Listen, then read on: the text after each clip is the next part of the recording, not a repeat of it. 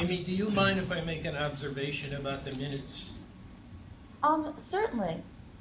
The last meeting, I spoke about the 80% incentive to take the exam, the written exam.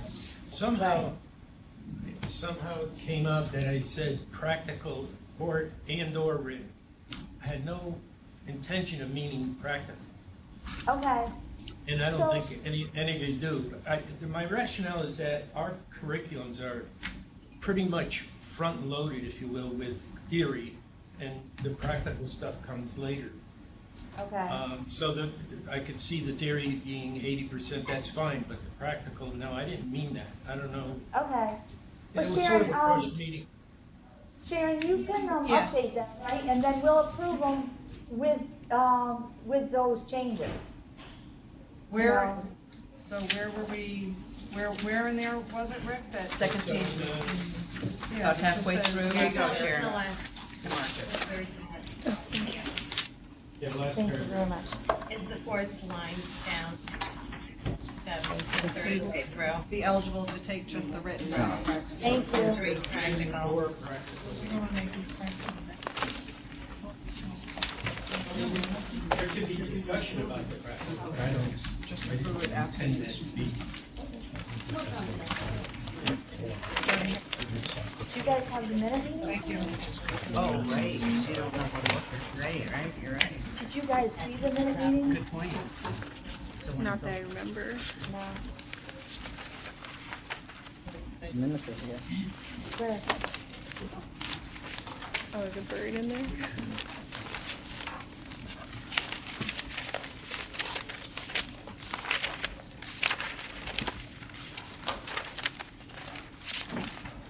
Okay, yeah. Okay, here we go. So you guys want to take a minute just to look at them and stuff?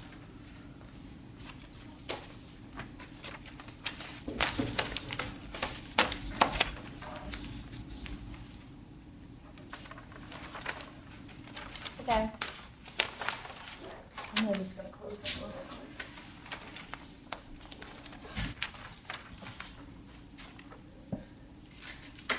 Okay, we'll get the meeting started.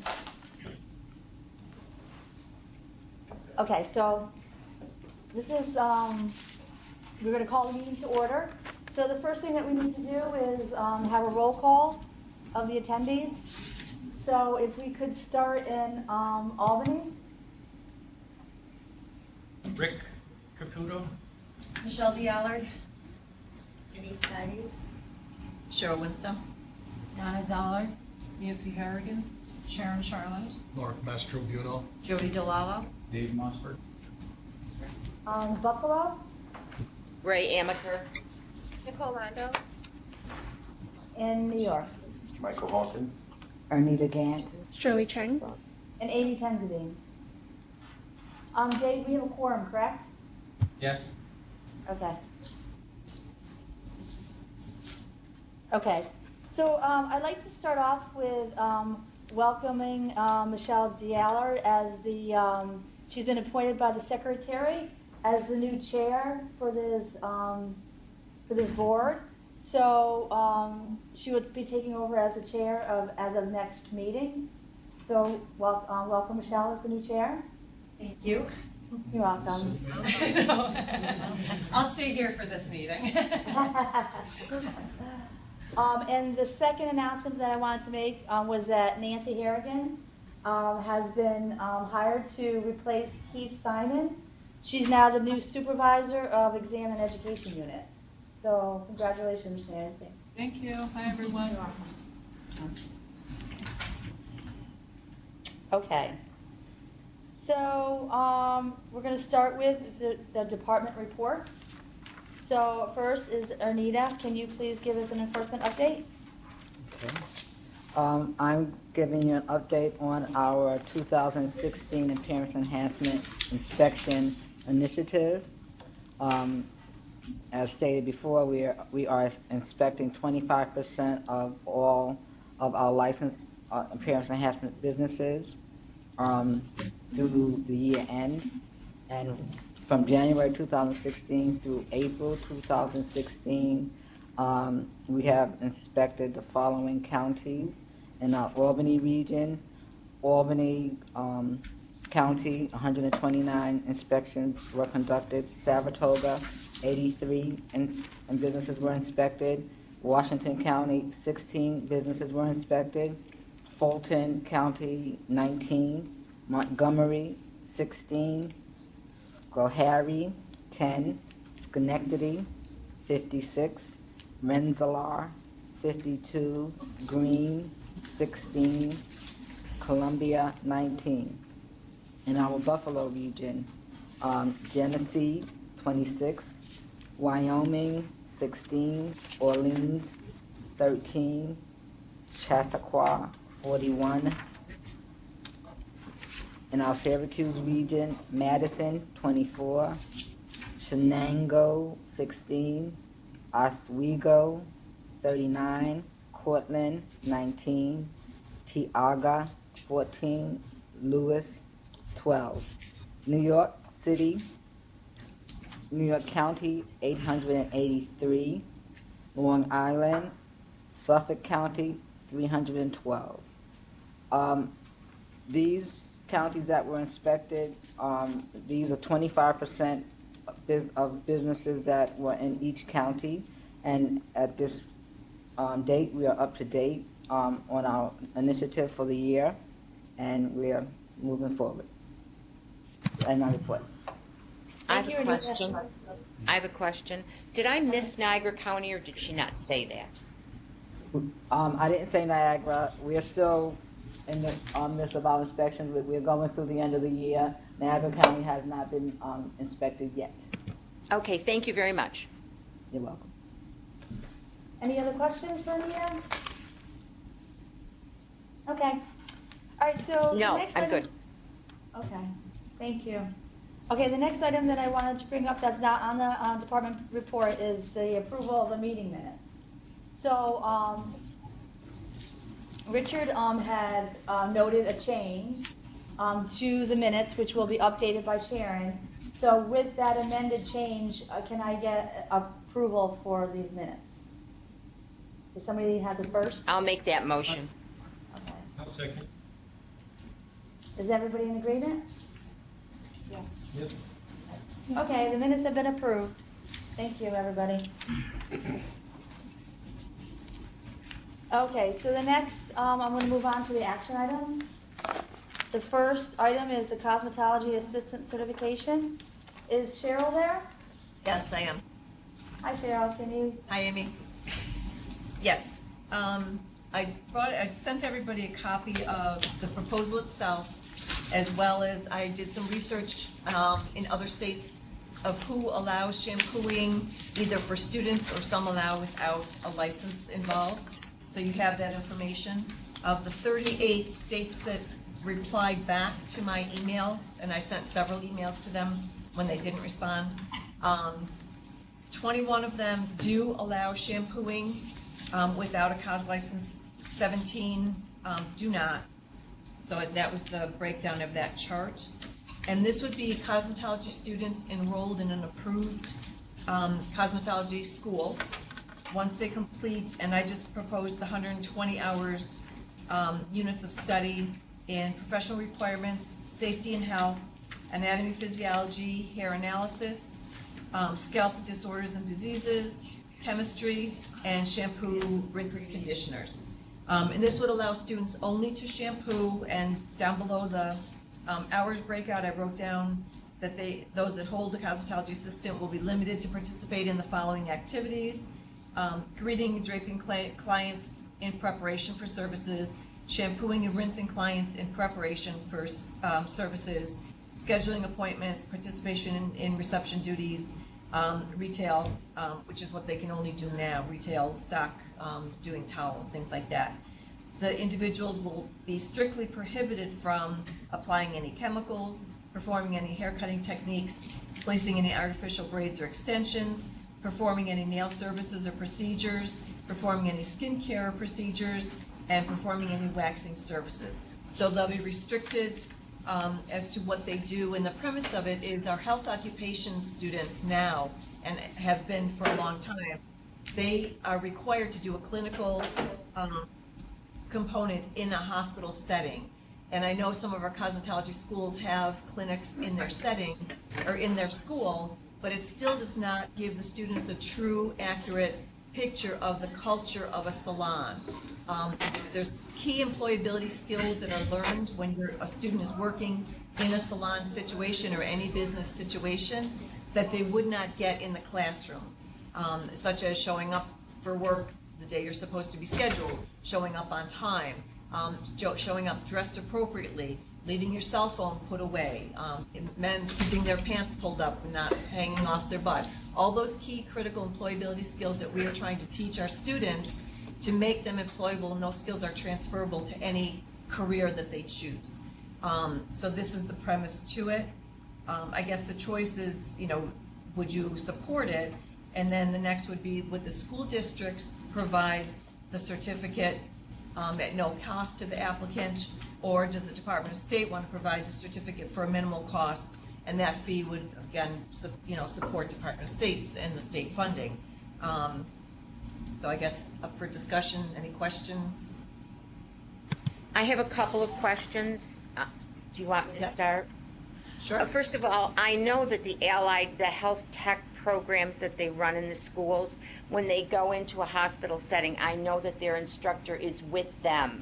So there's not going to be someone with each one of these students, is that correct? Correct.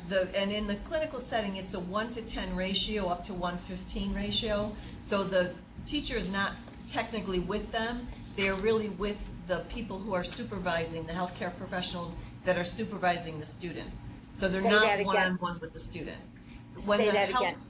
When the healthcare students go out into the field, the teacher that is there, the clinical supervising teacher that is there, is not working directly with the students. They are working with the people in the industry that are supervising them.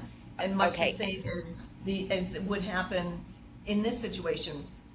When we had our students go out on internship, of course they couldn't do anything, but us as teachers were in constant contact with the school or the salon, checking to make sure that the student was doing what they're supposed to be doing, not doing what they were not supposed to be doing.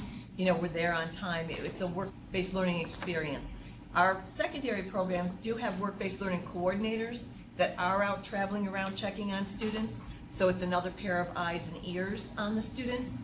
And it's the school's choice as to where they would allow students to go. So that if a salon has a history of, abusing students, allowing them to do things they're not supposed to be doing, then they would be automatically granted. be taking off the list. Correct. Okay, I understand that part.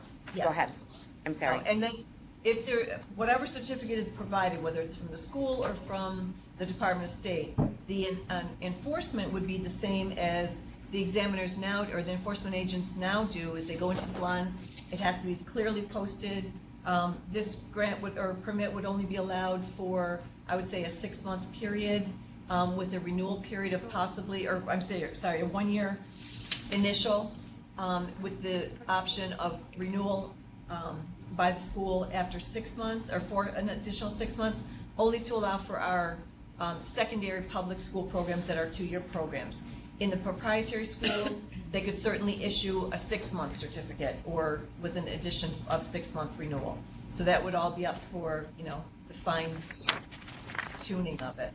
Now, the students are then allowed to get hours for this program that they're out in the field with, which is very poor English, but that's okay. No, they're not. No.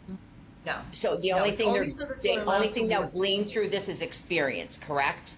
Experience and payment. A lot of the students struggle to make it through schools. They end up quitting school because they have to work.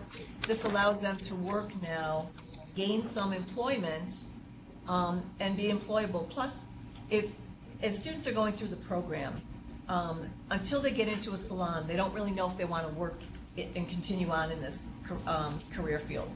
Most students, once they start working in a salon, it really clicks for them, and then they continue and pursue their license.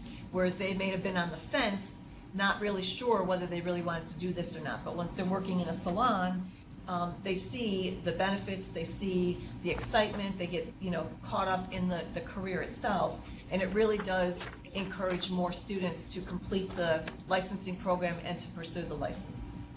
I guess my only concern about this, and I need to go back to my experience as a cosmetology teacher in a BOCES for 25 plus years, and having students that went out into the field, I saw that there were salons that, yes, indeed, stuck to the regulations, and then there were also salons that let the students do things that were not on the list just because it was a busy Saturday and their friends came in or something else was going on. And that, I guess, is always my concern. Then who is responsible? The salon owner. I understand that.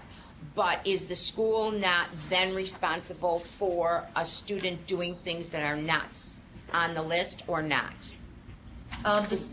The salon would be, and what we do when we put our students out on work-based learning experiences in a co-op, say, program, like a construction program where students are working on site. We have paperwork that has to be filled out, memorandum of agreement, training, student training plans, all of that could be in place with this as well, so that the salon signs off that they will adhere to all rules and regulations, so that they are we did ultimately also. responsible. Correct. And in many years of teaching, I did the same thing. But I have to tell you, I just don't know how I feel. I think we had enough issues with students doing what they weren't supposed to do without permission, and now giving them a little permission is kind of a deadly thing.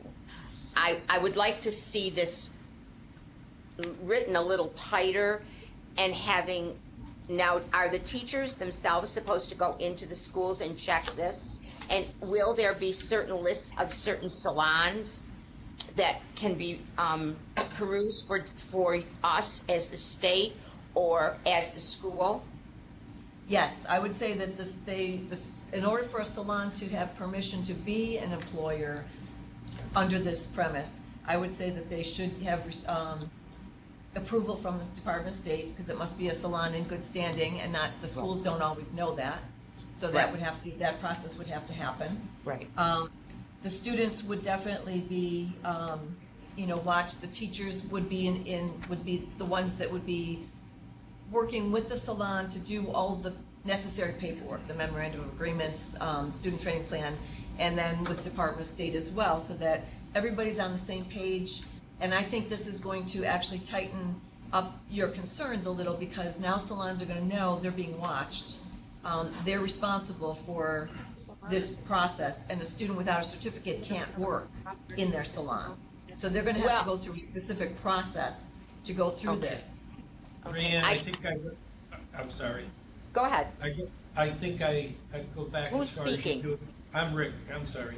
Okay, go ahead. I don't see how the department, the policing this thing, I don't know that the department has the assets to add more than they're already, from what you just told us in the report, only 25% of the salons got looked at. The last sweep that was done, is that correct? Right. So now you're going to have all this extra activity going on that I can't, for the life of me, think that they're going to be doing only shampooing.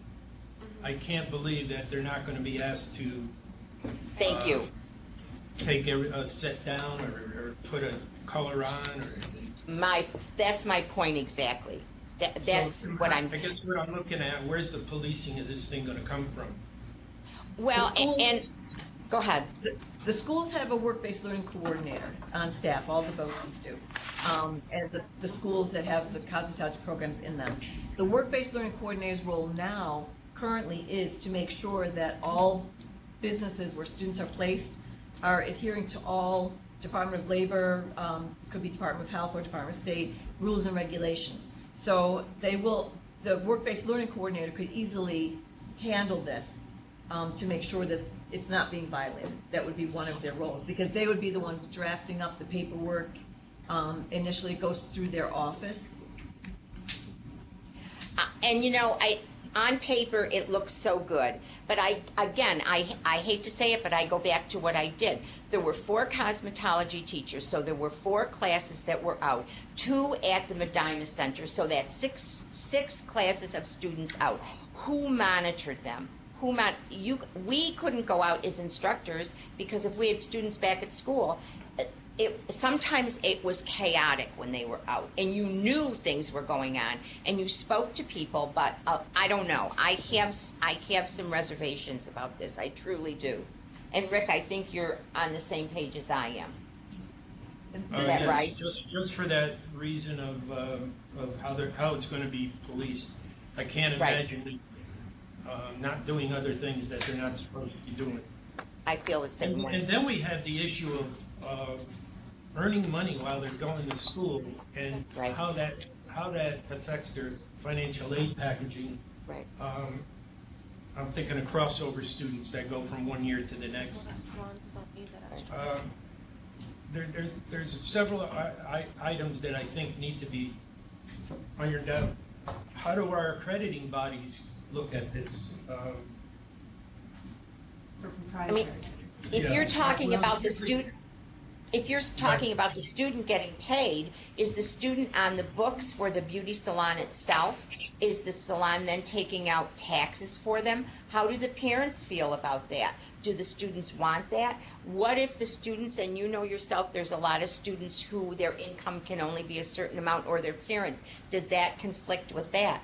I think on a whole, this is a good idea. I truly do. I've always felt, and I don't know who said it, that it's a good idea for the students to get out into the field and see if, yes, indeed, they really like the profession. Because once they're done, they might not do it. But at the same time, I think this has got so many holes in it that I can see it coming back to blow up in not only our faces, but in the school's faces, private and otherwise. This isn't going to be a mandatory requirement of all students in the program, so it will be optional to students who can. In the public schools, we don't have the financial aid concerns for the secondary students. Some Right. do for the adult students. Right. So, it would only be for students who, and our students are working part-time jobs now, so it would be no different. Their job, instead of being in a grocery store or a restaurant, would be in a salon, which is what their career path is. Right.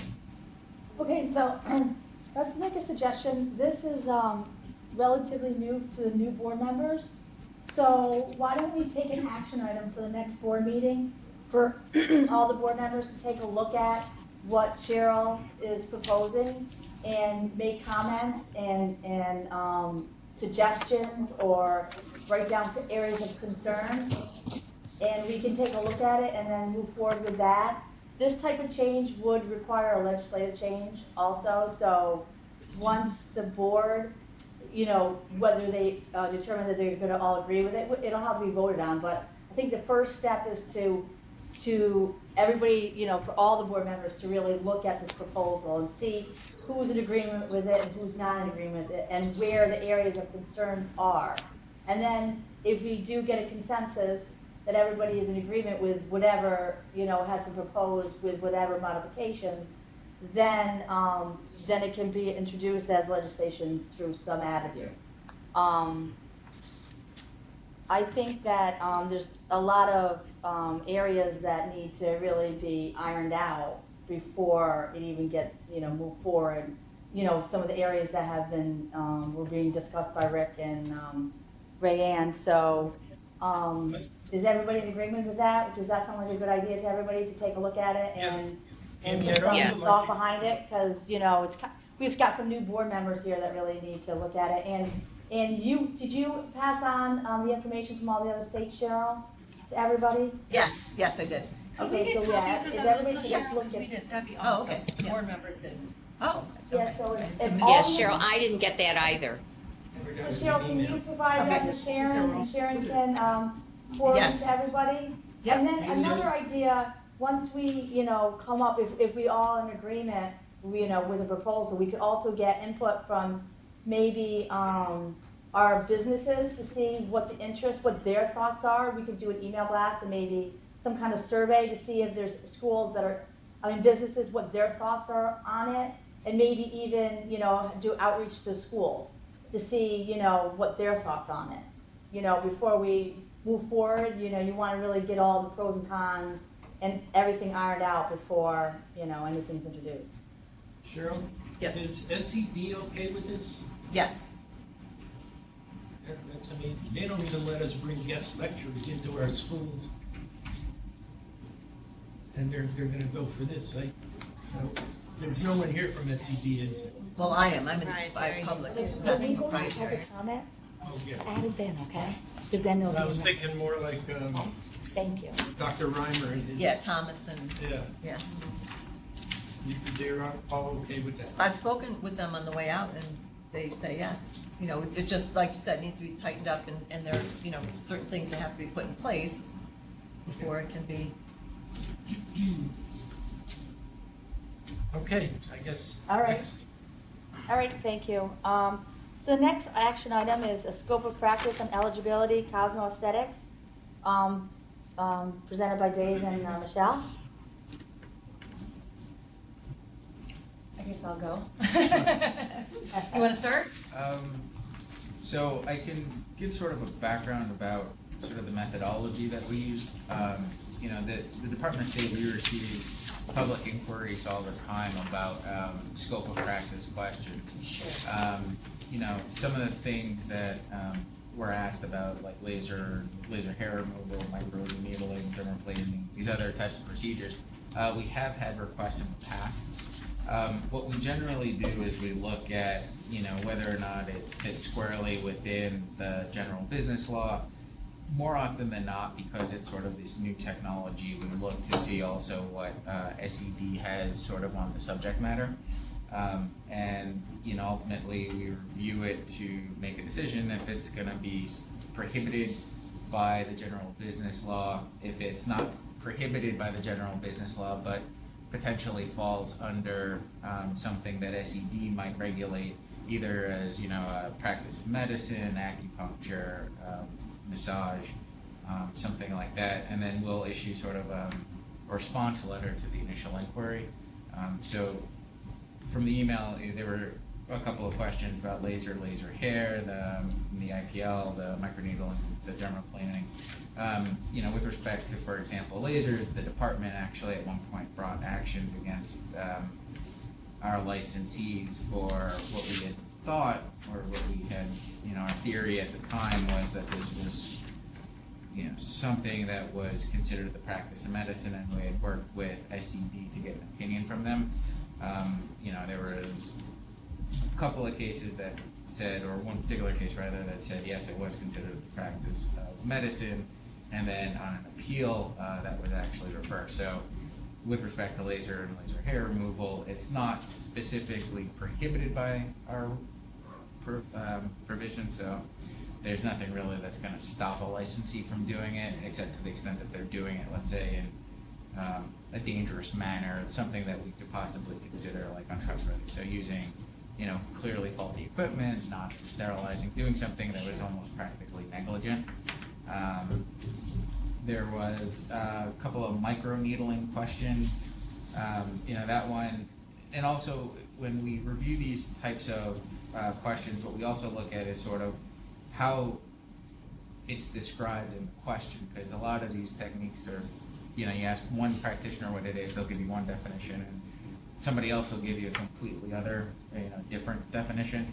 But what we had found with respect to microneedling and derma rolling, it's basically the insertion of tiny surgical needles, which is supposed to have some sort of therapeutic effect.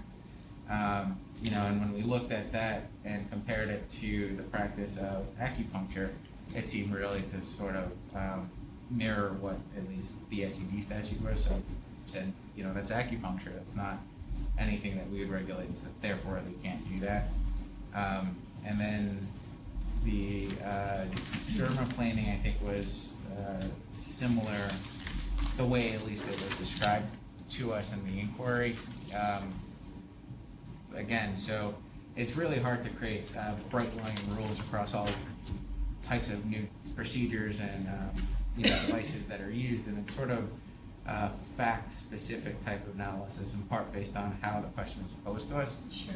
So, I mean, the best sort of recommendation that I can offer is certainly if any members of the public or the board have questions, they reach out to the Department of State, and we'll discuss it with SED, and we'll try to get a consensus, or at least an intelligent response out in response or in reply. So I don't know if there's anything else, but that's basically sort of how we do it. So Jay, Jay, I think, oh, go ahead, Michelle. no, that's all right. And I think these types of things are so important because this is what we're running into. The professions and the schools, we're getting the phone calls. Can I do this under my license? Can I not do this under my license? We're not exactly sure what to say. From an aesthetics perspective, we use are you working on the epidermis? If you're working on the epidermis, it's in your scope of practice. I mean, there's all of this gray area, but what we're finding when you travel within New York State, but across the U.S., they're doing everything. And then we've got manufacturers that are specifically targeting our cosmetologists and our estheticians and saying, oh no, you can do microneedling, you can do dermaplaning. And nobody knows, but they're attending these classes. They're paying hundreds or thousands of dollars for the equipment and the supplies with minimal training or background on it, and then they're out there doing it saying, oh, well, I can do this, this is all right. Or then they're saying, well, it's not anybody's scope of practice. So anybody can microneedle, anybody can microdermabrasion because it doesn't specifically fall under our scope of practice. And I think what we're setting ourselves up professionally as we're setting ourselves up for some serious issues because it's such a gray area. But more importantly, we're setting our consumers up to be in a very dangerous position because we've got people that aren't properly trained and don't know what they should and shouldn't be doing. I recently had a situation with what I thought was an esthetician at a Red Door spa in New York City and performing a treatment. You know when you have one of those moments where you're thinking to yourself, something's not right here. Something's just, so I never say what I do and my background. I'm enjoying my treatment. I said to her, how long have you had your aesthetics license? And she says, well, I don't have my aesthetics license. I thought, well, okay. What do you have? She said, I have an umbrella license. I said, well, what's an umbrella license? And she was referring to her cosmetology license. Well, I have an umbrella license which allows me to do certain things as an esthetician. I thought to myself, well, where in the world did somebody tell you something like that? Because legally you can really do whatever an esthetician can do.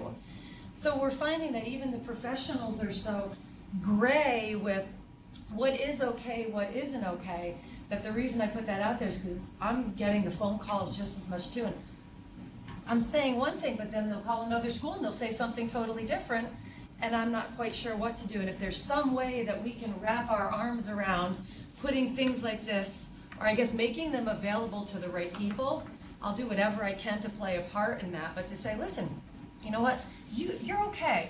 You're not okay. This is not sufficient. This is not, or if we look at something like microneedling and the Department of State's giving the proper definition of what it is instead of just to, for therapeutic reasons, because that's not what we're being targeted and marketed as with microneedling.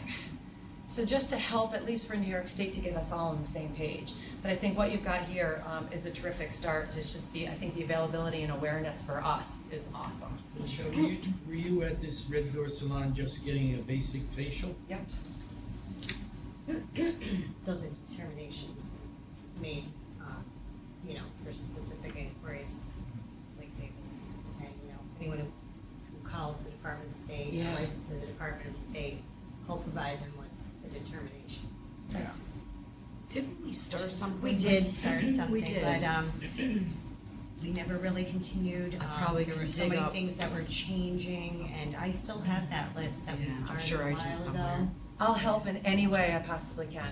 I liked the idea of it, but I don't know that where we they want to fell. do that. I think there was a subcommittee involved. Was there? Yes. It was during one of the Yes, subcommittees. and what we were doing. We Excuse started me. kind of identifying. When I was talking to Whitney, she thought that it would be great to start a trends committee, to get a few people together to like raise these topics and discuss it out, and then maybe if we get some clear-cut decisions about certain types of practices, whether they're, what type of license they need, whether they need a license, maybe we could put some of that information on our website. Things that are clearly defined so that, you guys could point them to our website for some of those items. But the first step would be to define the most frequent type of services that are under question. So, I guess the first step would be to determine who would want to be on the subcommittee, the trend subcommittee. I absolutely will. Okay. I will too. And, okay, Michelle and Shirley? Okay, so Sharon, you wanna, take their names down and Dave, they can work with you, Dave, on it? Yeah, sure. Or a representative from council's office, whoever you feel Dave could help out. That'd be good? I can certainly help out there, it's not a problem. And, I don't know, maybe Nancy, somebody, maybe somebody from education exams can, from the department too. Yep. Does that sound good? Okay. So we'll start with there and then we'll get that started and that can be our action item that we can put on the agenda that, at the meetings we can kind of discuss, any new kind of topics that are coming up and somebody can report out on it at our agenda, on the agenda for our next meetings. That sound okay? Sounds great. Okay. Thanks, Joe. Okay. Anybody else have any comments or anything on that topic? I have something else. I'm Okay. still back at this cosmetology assistant proposal. I'm sorry. When you're talking about forming a committee for the aesthetics, I think that's a wonderful idea. And I think that there's so many issues with this assistant certification proposal. And I found that the meetings were much more productive when we were together. And I'm wondering if we could possibly meet whoever is interested in this as a group for this assistant certification proposal. Yeah, I was thinking that, the first step would be to let all the newer board members absorb it, read Okay. through it, get a good understanding of it, and then they can make a determination whether they want to be on a committee to discuss it. And then maybe the next meeting we can form a subcommittee, where they can meet separately. But the first step would be to, I don't think that everybody saw the information that Cheryl had. So let everybody look at it, get their ideas, whether they're for it, against it, or suggestions or whatever, and then we'll form a subcommittee that anybody who's interested in this topic can be on. Okay. Okay? So maybe an education committee? Maybe an education committee? Education committee, yeah.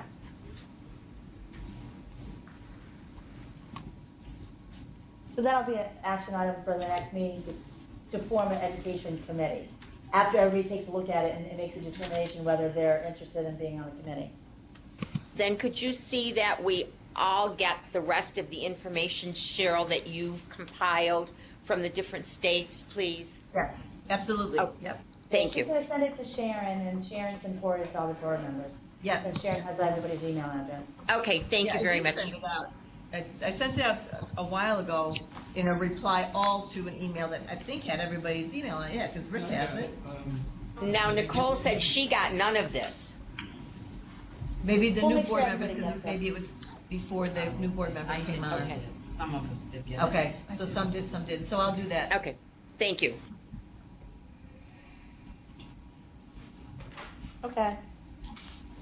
All right, so the next topic is new business. Does anybody have new business to present? Okay. All right, and the next section is public comment period. So we have somebody in New York that would like to make a public comment. Do I stand? Yeah, just stand so that everybody can see you. You can come sit next to me.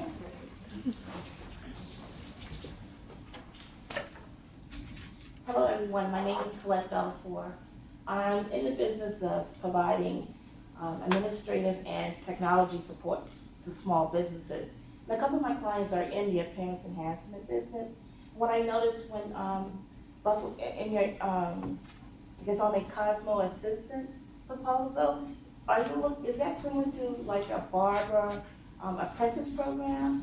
And if so, then you had mentioned I'm talking about Buffalo because I came in the middle of the conversation in regards to like students and how they I guess the incentive to work.